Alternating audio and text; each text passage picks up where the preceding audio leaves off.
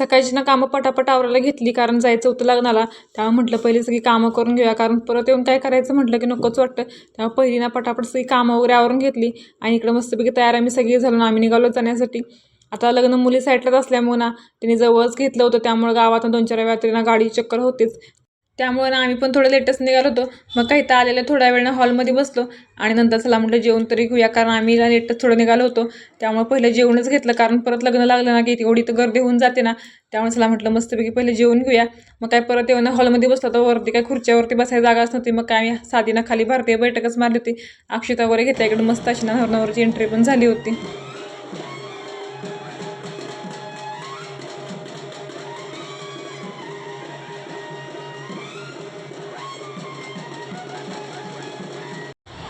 लग्न पण एवढं मस्त झालं आणि डेकोरेशन पण ना खूपच भारी केलं होतं.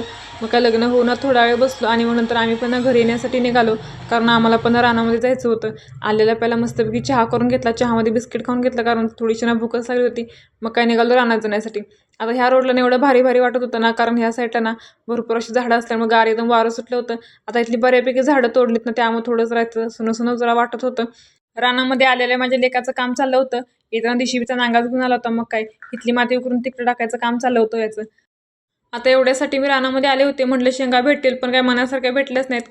कारण वेल येऊन ना भरपूर दिवस झाले होते आणि बऱ्यापैकी शेंगा ना त्याच्या पूर्ण अशा पिवळ्या पडून गेल्या होत्या, वाळून पण गेल्या होत्या. बऱ्याच ठिकाणी मी शोधल्यात, पण एवढ्या अशा काय भेटल्या नाहीत. 1-2 कालवाच्या फक्त भेटल्या. ह्या शेंगांचं कालवण ना चवीला एवढं भारी लागतं ना. आता काय मनासारख्या तर भेटल्याच नाही, त्यामुळे चला जाऊ द्या म्हटलं, जेवढ्या भेटल्यात ना तेवढ्याच मग घरी घेऊन जायला निघाले.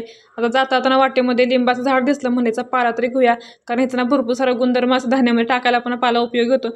आता मला वाटतं ना माझ्या माहेरून जेवढी लग्नामध्ये माझ्या माणसाला होती ना, त्यांचं ना लग्नाकडे लक्ष कमी असेल, पण ह्या पानांकडे लक्ष जास्त होतं, कारण आमच्या इकडं ना हे झाड काही भेटत नाही.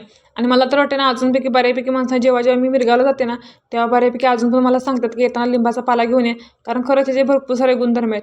थोडाफार पाला घेतला, मग आम्ही पण तिथून पण निघालो घरी जाण्यासाठी. घरी येऊन ना पहिलं दारकू सोलून घेतलं, कारण आज मस्तपैकी ना दारकूचा भात करायचा होता. मग काय पटकन इकडं ना मस्त असं दारकूचा भात करून घेतला.